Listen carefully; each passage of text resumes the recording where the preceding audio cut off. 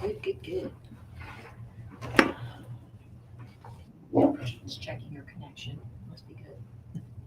Hopefully. There we go.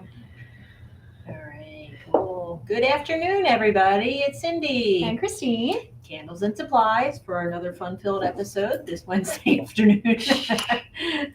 Today we're changing it up a little, so we're not going to do a demo and do anything in front of you or whatever, which is super fun. But there's the whole labeling aspect of like, okay, we've made it. How do we label it and sell it? And there's a selling aspect too. We're not going to do that today, but we're going to do labeling. So thank you for joining us. Give us a shout out if you're out there and you can hear us. Make sure our video, sound, everything's working. So rather than getting like 20 minutes into it and getting yelled at. So, all right, yeah. So I won't hear anything from Facebook and YouTube people. Facebook and YouTube, if you're out there, give us a shout out. See lots of waves on Instagram. Hi, Instagram people. No. Thanks for coming today. So this, not that I spend a whole lot of time on Facebook message boards and stuff, and we take a whole lot of phone calls here, and labeling is always one of our top questions. So things we get here, how should I label? What should I put on there? There's tons of questions going through your mind. You have a product. This episode is going to be more geared towards candle labeling. You make your candle and you're like, okay, now, what kind of a label should I put on it? So, I mean, it's kind of like an artist with a blank canvas at this point. You have a candle, you can label it any way you want. So, but tons of things run through your, questions run through your head, how should I label the candle? How many labels I put on the candle? Because there's always a burning label, but you need something else. Should I put my company, all that type of thing. Is there any laws? Is there any candle labeling laws? What's required by law? There's their guidelines. How do I figure what size I'm going to need? I look at my jar, what size label do I need? What style should I use? Should I use round, square, oval? That type of thing. Where should I put the labels on the candle? Should I print my own or order them pre-printed? And then what info should you put on there? What kind of things should you put on the labels? So those are a few things I could think of. It's a lot of things. It is a lot of things. That's why it gets, it can be, you make your candle and it gets paralyzing. Like, what now? It's true. Well, I mean, and your candle, you want your candle to, because the label helps sell / speak for the candles as well. So right. You have to have things, but yeah, it is your marketing thing. It is. So. It's a big thing. It is a big thing. So yeah. Anyway, so we're going to cover some things. If you have any questions, post them in there. Please post them in there. This will help people if you have something that you're using that's working for you and stuff. Mention it in the comments, because there's everybody on here is stuck on labeling or looking for some inspiration or whatever. So anybody in here, share any of your life hacks and stuff like that too. We're sharing you with ours, but everybody goes through this and stuff. So anything you have that could be helpful for anywhere else, I encourage you to share in there. So no matter, even if you think it's not worth it, it's worthwhile sharing, because some people have never done this before that are on this, and they're going to watch this. They've never done it. They've never labeled a candle. So anything you have to say would be good. So, all right. Happy hump day. Yep. Happy hump day. All right. Instagram has a big long question. We want to make sure that we answer everybody's questions when we're on here too. So we have a half hour. Do you want me to do that one? Overtime. What is that question? Yeah, it was long. Okay. All right. Can you have a clear candle label and have ingredients and everything else listed on a separate sheet of paper that is included in the candle box rather than putting on the jar? Good question. Okay. Yep. We'll get to that in there too. So awesome. Let's get started first. So first thing, how should I label my candle? So that really depends on your intention for your product and stuff like that. So I'm assuming that everybody is going to do shows or have a business or whatever, and you want to put standard things on there. But there's sometimes where you don't want to have too much information. Say you're doing private label candles for like an event or something like that. They may not allow you to put all your information on there. These are gifts, these are favors, that type of thing. Like this candle, this was a shower favor, and it just says, Christine and Andrew, and the date and the shower. There's no company name or anything on there. There's a burn label on the bottom. We have that, and then a little tag at the top. But that very, very simple information. If you're doing wedding candles or whatever, any type of favors or something, you may not be able to put all that information on there and stuff. So, but that's something different.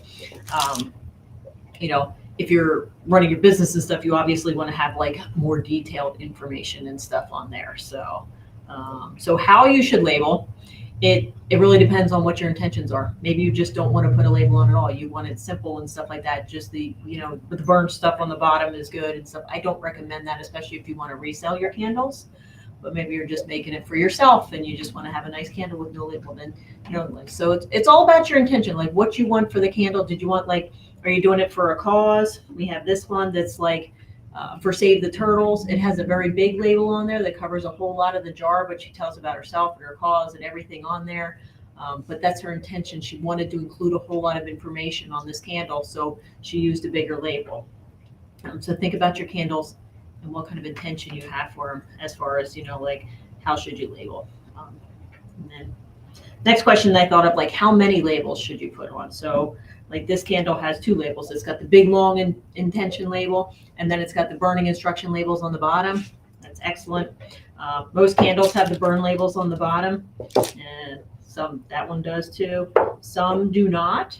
You want to be wary of that. Always, always, always use burn labels. So this is going to be my first rant of the whole thing. If you don't put any other label on, make sure you do a burn label on the bottom. Not that anybody looks at it. Nobody ever looks at it. Hopefully it's a complete waste of money and you'll never have to use it or whatever. Nobody follows the instructions either, so. Nobody follows the instructions, but it's on there just in case people want to. Very, very important. So anytime you are giving away a candle, selling a candle, anything, gifting a candle, favors, whatever, make sure to put that burn label on the bottom. And, you think about it, well, I just gave it to my mom, so, I didn't put a burn label on. Well, your mom's probably not going to sue you if there's a problem, but, what if something happens and there's a fire in your mom's house? Whoever's insuring her homeowners, they will sue you and they won't care about you. So if you have the get out of jail free on the bottom, it has all the ASTM required things, which is they don't require a whole lot. It has a whole lot more than that. So it's basically, anything that could go wrong, for best results, 4 hours at a time. Keep away from flammable materials, super important. Curtains and things. Curtains, newspapers, right. To prevent smoking and soot buildup, keep wick centered and trimmed to 1/4 of an inch. Super important. Not everybody does it, but it's on here anyway, in case they choose to read it. Keep out of drafts and away from children and pets. Super important. Drafts will make the flame bounce. Children and pets, anything can go wrong. Do not move the candle while burning or wax is hot. That prevents somebody from grabbing a hot, candle, that type of thing. And then discontinue use when only 1/4 inch of wax remains. The little tabs on the bottom pretty much prevent that, but it's good to say in there anyway, just in case somebody gets a bright idea, or I'm gonna put my shoelace in there and burn more of the candle because there's some leftover wax. So it gets you. I call it the get out of jail free card. So it has all the verbiage that you could possibly need for things that could go wrong in your candle. So if you don't use any other label, definitely use a burn label. But I do recommend using other labels and everything too. ASTM guidelines. So I think they're called, I don't know what the acronym stands for, but it's like American Safety, Trade Manufacturers or something like that. I could be wrong on that, but ASTM guidelines, they just say you have to burn within sight. So never leave a burning candle unattended. Keep away from flammable objects. It says that on there, and keep away from children and pets. So their guidelines are very loose. I feel like it should be a little more detailed than that. Another thing, there's another company called the Fair Packaging and Labeling Guidelines. Again, they're not like governing authorities to where if you don't have a burn label, you're going to jail. It's not anything like that. It's not yet. Candles are not FDA regulated because it's not a food, it's not a drug or anything like that. So they're not FDA regulated. Unless you're making lotion candles, that's different because that would be a skincare product. So it's not a drug, but it is a cosmetic. So that would have its own, that would be skincare labels, which we're not doing today, but that would be its own thing. But the Fair Packaging and Labeling Guidelines, this is really just like a consumer organization to protect consumers against, fraud or this or that. They recommend you have your name or your company name on there, which is good marketing anyway. You want to do that. If people love your candles and they want to reorder, you want to have your name on there. Absolutely. They want your logo and your contact information. They also say on a round candle, the label should take up about 40% of the surface. I don't necessarily agree with that, especially with a candle. Not that I'm not, a governing authority or anything like that. But in candles, you light the light, you burn them for the light, you burn them for the smell. So if you're covering most of your jar, you're not getting as much light as you possibly could. I like light. Although you could use the clear labels. If you use clear labels and put that on there, you're going to see the light through, and that would be, a good idea. Sometimes you can't use, a clear label over 40% though, like this jar. Let's think about this one. So this is our embossed jar. It's got like a super nice embossed pattern, but you can't stick a label to it because it's bumpy. It's got a little, what is it, 1.5 by 1.5 on the front where you can put a label on there. But then there's also the bottom. So you could put a big one on the bottom and still go within the guidelines. It's still 40%. By the time you have the label on the side and the label on the bottom, it's still 40%. So you're fitting in there, but again, you're not going to go to jail. These are just guidelines on that. And then they say you have your weight on there too, which is good. I see a lot of people do that too. Put the weight on, which is good information. People want to know that kind of stuff. So So wait, do by actual weight or by volume, or does it matter? it's always by weight. So you want to weigh it because fluid ounces is not quite correct. Everybody goes by weight. So, and that's the weight of the wax itself, not the jar and the wax. So just the wax itself. To make sure you have an empty jar when Right. you're weighing things. Right. Or if you have your formulas and you know how much wax you pour into them, because you weigh your products, which you should, you'll know what's going in there too. So that's that. So my next question that we get a lot is, how do I figure out the size of the label that I'm going to need for my jar? So again, it depends on what you want. If you want a lot of light, so this one is a big size. This is like, normal. I like this size. This looks very nice and everything like that on there. Very, very nice. Good size for that jar and everything like that. But say you just have a plain jar and you don't know the size and stuff. We'll take this one, for instance. So we don't know what size it's going to be. This one's very easy because it's a little area on the front. But I usually take a piece of paper. So I'm a big hands-on kind of person. I like hands-on things. So wherever I want a label on the jar, I'll take a piece of paper and just measure it. So if I want the label to be, this wide, this is an index card. I'm not real coordinated. It's not as so- bendy as paper. It's not quite as bendy as paper, yeah. So I'll make a mark where I want the label to go. So I want it to be there, that wide, and then I'll put it like at this height. And then I kind of have measurements of, what size I can do here. And I'll draw it out on the paper. And I'll cut it out for fun. Just so I have a guideline of what I think I want my label to be. So you can always trim it down as you want. Can't make it bigger, so make it bigger maybe than what you think you want. But if you make kind of a mock-up of what you want your label to be, you can just take tape and put it on your jar, make sure it fits, make sure it looks good, that type of thing. And then you just take a ruler and you measure it, and then you have your label size. You could also do, something, say you want a triangle label. I don't know why you'd want a triangle label, but could be fun. You want a triangle label, cut out a triangle, and you'll get the size that way. Say you are doing a square label, but you don't want it to be square on there. This is pretty much a square. Big, but you want to do a square label, but you can tilt it that way and have like a diamond label instead of a square label. If you want it to be round, cut out a round label, that type of thing. But I always like cutting a mock-up up first and getting the label just to make sure it fits. You can try it on for size, make sure it fits and stuff like that. Some labeling challenges like this candle is like a cereal candle. This is a very odd shape because there's no straight side on it or anything like that. It's not like I can have a big label going down because it's also dimensional, super, super hard. So what I would do in this case, I would just label like the top. So I do like a top strip label on that.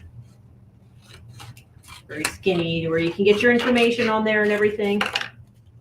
Doesn't take up a whole lot, but I would put the label on like that, or one at the bottom, or however you can. So, whatever it does. But if you cut them out, chances are, it may look strange to you at first, but if you cut them out and see what it's like, then you can kind of do a mock-up. And then maybe the same strip label, if you're doing tumblers, maybe you'll want it to go over the tumbler like a safety label, like over the lid and down the side, or down the side and up the jar, instead of, being a big wide label. You can do it that way. So, whatever you're going to be, that's how you measure it. One of the questions that came through is, do you have any recommendations for apothecary vessel labels? Apothecary. So those, you usually see them with like square or rectangle ones. Again, it's like how, Some of the bigger Which one to go? apothecary jar, there's like a lot of surface area too. there is, So- yeah. Makes it So- tricky in ways. It makes it tricky, but it also you can do more creative things too. So, a bigger jar, when you're pouring like just a single color and stuff like that, it's very, not very standard. I'm not boring, but very standard. So if you use a big label, like say you're doing, a sunflower candle or something, and you color it yellow, it's a big yellow candle. But if you put like, a label with all kinds of sunflowers and stuff like that on the outside and everything, and then if you do clear, the light will shine through, and that looks kind of cool. So a bigger label on a bigger jar tends to look good. So I like that. I've seen apothecaries just with little labels at the bottom. I've seen the labels that go up the side. Most are just like a rectangle label in the front. But try to think outside the box. Cut out lots of shapes and try it on your jar. See how you like it, that type of thing. So once you cut out your label, you figure out the Mhm. size. Where do you order labels? Good question. So the next thing, do you want to print your own labels, or do you want to get them pre-printed? That type of thing. Most people start out printing their own labels. And there's, places like Online Labels, Avery, that type of thing, where they sell the labels. They also have like designers where you can design the labels right on there and everything, and order that stuff. Why are you there? Because one of the questions on there was where to order labels besides Avery, and I pushed it into that question. So that was right. Yeah. I personally like Online Labels. I'm not a big Avery fan. Not that I'm bashing them. Online Labels too. I design a lot of our labels, and their online systems and order design is pretty It's easy true. to use. It is. Yeah. They're not paying us to do this. We just No. like how it works because it works Yeah. nicely. Avery and I don't get along. We don't have a very good relationship. So I ended that early in my career. Yeah, I've never even tried Avery because Yeah. she's been Online Labels. There's So- also like certain design things like Canva I don't really use Canva a lot, but a lot of my customers use Canva to design their labels because you can design the graphic and then just pop that graphic into Online Labels. Online Labels makes it super, super easy. We've trained everybody here how to use it. We use it for our product labels and stuff like that. So it's very good. But most people start out printing their own labels. The risk that you run with that is like getting too homemade looking. You don't want to be too homemade looking. You can design really professional things though and print them off on yourself and stuff like that, and it looks good. One advantage over if you order labels from like a printing place that has like, hundreds of thousands of dollars worth of equipment, you can get like a thicker label stock. It can be glossier. It can be, chemical resistant. It can weld itself to the jar and never come off too. Usually with the labels that you print, you can always get the labels off the jar. So, which isn't a bad thing. So it's no big deal or anything like that. So, this label, they printed that out. Looks very nice, has all the info on there and stuff like that. So that's home printed and stuff like that. This one, I think they're all red. yeah, that one again, home printed. This one might not Looks be. very nice. Yeah. See, you can't always tell. You So, can't tell. yeah. That's what I'm saying. Yeah, you can design like Yeah. really professional labels and print them at home. But that's a good way to start out because, if you're not making 1,000 of the same candle where you're using that label on there, you don't want to order 1,000 labels. Maybe, you're going to take that, you think it's a great idea, you take it out, nobody buys it. So if you order 1,000 labels, you have all that money out, and it's maybe a product that's never going to fly. So printing them at home is the best first step, I think. Yeah. So And a lot of the label sheets too will have like 10 on a label. And if you're only planning on making 5 of those candles, you don't need necessarily an entire sheet. You can like change that up in like True. online labels too. So you don't have to print the entire sheet and waste all those labels. And you can save your designs and stuff to where you can always come back to it, or you can copy it and use another one and everything too. So, but yeah, try different things. But you'll know, like if you do the mock-ups first, and then you can order your labels to size of what you need and everything. One thing that gets a little tricky, labeling the lids. I don't really recommend having like your scent and stuff like that on the lid because a lot of times people buy a candle and they'll throw away the lid. But if you do want to label the lids, I would put your company name on there and stuff. That way, even if they find the lid and the candle somewhere, the lid somewhere, you don't know where the lid is, they'll get this and they'll be like, oh, so-and-so candle company. I might really like that candle. I want to order from them, and then they'll have your info and stuff. So if you are going to label the lid, make sure that you echo the same information. So if you're going to put your company name on the lid, put your company name on the main thing too. That way there's two different marketing pieces there for you. There's never too many places to put your name. Like even on your Correct. burning instruction label, you can put it on the bottom. You can put it everywhere, so that way Correct. people makes it easy for Yeah. everyone. So 'cause that's what you want. You want them to remember your name, so they order more from you. Yeah, absolutely. So what kinds of things should you put on your labels? We talked about the burn labels. You have to have those and everything like that. I would keep that separate from your product selling label. It's like I said, nobody really reads that and stuff. The information's there. It's stuff you have to have and everything, but I would not put that like on the outside of the candle. I would not block that at all. Things to put on the candle, definitely the scent name. You want the scent name so people know what they're buying. Some things and you want your company name, reorder things, stuff like that. Because if they really like the candle or they want to see what other scents you have, if you don't have your company name and stuff, and I see this a lot. So no, I didn't bring. There's one little candle I had in the showroom that one of our customers brought in, and the graphic was beautiful and stuff like that, but I couldn't understand what it said, and there was no company name. And if I really liked that candle, I wouldn't be able to order it anywhere. So make sure you make it nice and easy for customers to reorder from you. Put your company name on there, logo if you want to. That type of thing, website, phone number, however you want to be contacted. Make sure it's on there so they can reorder from you. That's very, very important. The weight is good. People like to know, like it's an 8-ounce candle and stuff like that. So this one says 8 ounces, 200 grams. That's all good. But in the consumer's mind, they don't know what an 8-ounce candle is. Okay, they see it. Yep, it's an 8-ounce jar, 8-ounce candle. I know that. But they can't equate in their head like how long it's going to burn. So I think a good marketing thing for your candle labels is to put the number of hours that it's going to burn. So is your candle going to burn? Yeah. So this one on the 8-ounce candle, they put 7.9 ounces because that's how much wax it holds. And then it has up to 40 hours burn time, which is a great marketing thing because people always, when they buy a candle outside of our candle world, so we're like all, about burn and this and that, and we know what size burn, we take it for granted and stuff like that. But when people are buying your candles, they want to know how much, 40 hours. Okay. Well, if they're going away for a long weekend, they're probably not going to bring a 40-hour candle. If they're bringing a candle with them, they'll get People like a bring smaller candles one. when they go away. They sure do for like hotel rooms, Airbnbs and stuff like that. So yeah, absolutely. Or say that, trying to think of something. Okay.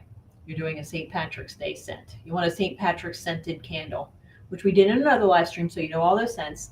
So if you're getting a St. Patrick's Day scented candle and it's just that scent for St. Patrick's Day, well, you don't want something that burns 40 hours because St. Patrick's Day is only 24 hours. So if it's for like a smaller use or anything like that, you want to put it on there. Maybe they're doing it for an event, right?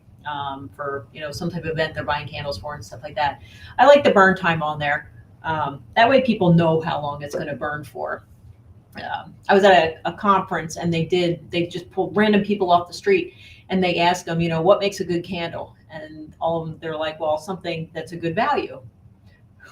What's a good value? And they didn't mean price, but they meant like when they light it, does it burn a long time? That's what they really meant. So, You could calculate that price wise though. This is 40 hours and take whatever Sure. the price is, divide by 40, and that's how much you're paying an hour Right. potentially for this candle to burn. Right. People know their burning habits. Some people light them up and let them go to the end. Don't recommend that and stuff like that. Some people do that. I'm typically like a 2 to 3 hour a day kind of candle burner. So to me, a 40-hour candle, that's going to last me like 80 days, right? Somewhere? No. 2 divided by 420. That's going to last me about 20 days. So it's about a month to a month and a half. I don't do math well, obviously. No. Yeah. So I know this candle is going to last me about a month, which is great. I'm going to buy like something fun for March and stuff like that. And then in April, I can get me a new scent that will last me another month. Yeah. So Sometimes too, after you've burned the same candle for a while, you might get sick of the scent too. Exactly. So it's kind of nice to switch it. exactly.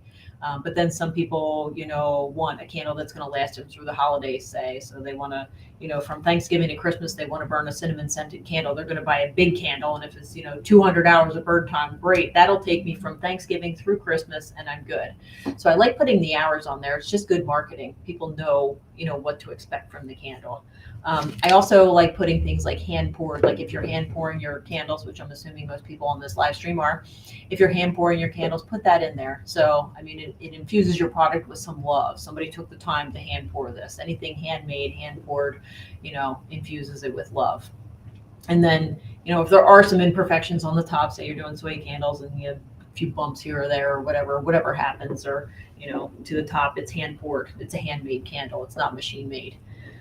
So that gets you out of there. Votives sometimes, they look hand poured when you can tell a machine made from a hand poured. So hand poured is good. Another good verbiage to have on there. Scented all the way through. So a lot of big manufacturers, I'm not going to name any names and, get banned off Facebook or whatever. Not going to name any names, but a lot of the big manufacturers will fill their candles 2/3 full with unscented wax. The top third of the candle will be scented, so that when people take the lid off, it smells great, I burned this candle. And then as they burn it down, it gets weaker and weaker. Has anybody ever had a candle, not one that you poured, obviously, because it's scented all the way through, where they burn a Especially candle. those, nice big candles with lots of wax in there. Right. Lots of wax in there. So the fragrance is the most expensive part of the candle. Mm-hmm. So that's why 2/3 of it is unscented. The top third is scented. That way you'll burn it a couple times. They're hoping that you get sick of it and don't burn it all the way down, because then it doesn't smell at the end. So scented all the way through. Very, very powerful selling, because anybody that's a serious candle burner, that really, really makes them mad. That's one of the reasons I started making candles, because I'm like, why does it smell the first couple times I burn it and then it doesn't smell after that? Like, did my nose die? Like, what happened? No, it's not scented all the way through. So that's a huge advantage in your handmade candle. So I like having that on there too. Another thing I like having that I think really adds a personal touch is made in and then your hometown or whatever. So if you're selling at local shows and stuff like that, people they want to buy from you. They want to support you. They don't want to necessarily go to the big box stores anymore and stuff like that. They're not supporting corporations. They'd rather support people. So if it's, made in with your hometown, or, made on whatever, if you're doing this it. one has hand poured in. Hand poured in, and It's a then good the name of the verbiage for town. it, Yeah, that gets the hand poured in there. It gets the town in there and stuff like that. Really gives it the personal touch and stuff like that, without looking too like homemade-ish and everything. So, but I think those are incredibly powerful selling things that your Oh, labels this one should have. made with love in. Made with love in. That's a good one too. So Yeah. Lots of carefully, relations with that. small batch, small hand poured in small batches, that type of thing. That's a good one too. Yeah.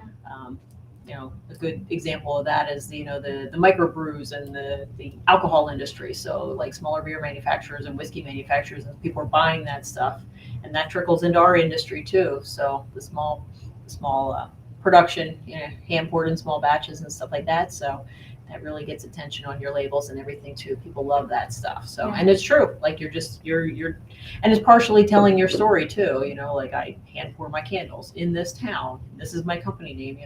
Part of your story is already on there. They'll be able to put that together too. They know who they're supporting and stuff. So The only thing, we listed a lot of stuff that you could put on there. I would caution, make sure you don't put too much stuff on there, because then if your label gets too busy, people are going to probably just ignore it, honestly. Because you almost get overwhelmed.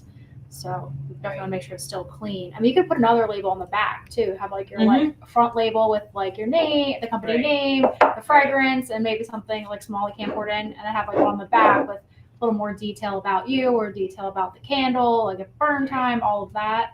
Sometimes it's especially a small, this is an 8-ounce candle, so it's a decent size, especially like smaller, like 4-ounce candles and stuff. Like you don't want the label to be too like jumbled or whatever, even if you're like, this one has a really beautiful picture on it, but that you kind of have to remember that like it's taking a lot of your eye too. Well, there's some info here, but that takes up a lot of it takes up a lot of space, and you're not really like able to put a lot of other stuff on there, because you already have that giant image that's already like, oh yeah, that's just an oatmeal raisin cookie, that's cool. And then like there's other like hand soy candle and the name of the company or the website on here, but yeah, you really have to like look at it and you kind of want that stuff to pop out a little bit more. So maybe a bigger candle and like have a big picture. That's cool. But Yeah.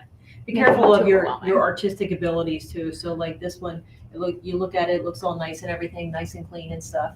But the font is so, the font is so fancy that it's a little hard to read. yeah, So- if you remember old people eyes, or like people She eyes. sees everything, but I like, don't. man, like, what My the heck eyesight's is getting that? worse. It's definitely Yeah. getting worse. And then I can't even read the second line on that. Like I can't even read what that says and stuff like that. So I have no idea. So there's multiple fonts. The fonts are so fancy I can't even read what it says. So Yeah. you I wanna think it stay was the away rule. from You don't that. want to do. Is it more 2 or 3 fonts? 2 fonts. Yeah, you don't want to do more than 2 fonts. Right. Things get too crazy. I mean, you Right. often think about like your logo has a font in it, and then whatever font you're using on the candle. So you have to.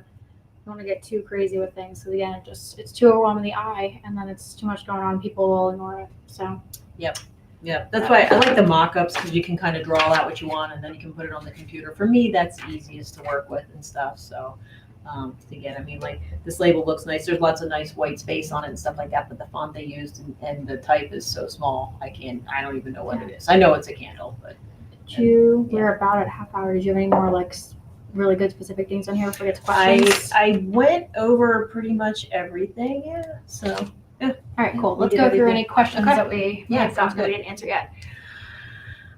Oh, how many different fonts should we use? 2. Yeah, You must have asked that typical 2. probably right before we Don't said mix your that. serifs too. If you have a fancy font, you can go fancy with simple. Or two Aloha simples from together. Hawaii. Hello, Hawaii. Give all my labels a try. Oh, Vistaprint, another one. With Oh labels. yeah, Vistaprint. Yep, they're good. Uh, Lightning labels. Puff I see them a lot. What's your thought on putting the label on the lid? Oh, and that other question about the separate sheet of paper. Remember from the beginning? We didn't really answer that completely. Label on the lid. So that's one thing. I think the lid could get tossed away, and then they have a blank candle. I like the label on the candle, whatever the important info. If you're going to put a label on the lid, have like other fun info, like your company name and stuff like that, and do like a generic block. That way, if the lid gets separated and it's somewhere else and it ends up back with something else, they have all your company name and stuff like that on there. So I mean, depending, 'cause I know some of the, like if you're trying to go for a certain market, some of the clean candles might be a thing too. So if you are just going to label the top, make sure your company name and info is on the bottom on your burn instruction label. somewhere where it stays with the Yeah. candle. So So there was, the other original question was putting like the ingredients and other things on a different sheet of paper in the candle box. yeah, So it's I the like same kind of having that on there. So you're not specifically, you don't really have to list the ingredients. A lot of people like to know what type of candle that they're buying. So, if you're using soy wax or coconut wax or apricot wax, put that on there and stuff. I wouldn't put it on a separate piece because the separate piece of paper is going to get discarded somewhere. So, and it'll get separated. It's kind of like the lid. It could get separated from the candle. I like having it directly on the candle. You could do like a little insert card that kind of just echoes your information and, your story and why you're selling the candles. That's a good idea too. People like to read that stuff. But I wouldn't separate that info, like just have that info on a separate piece of paper. People won't remember it. Like what if you put the scent on there?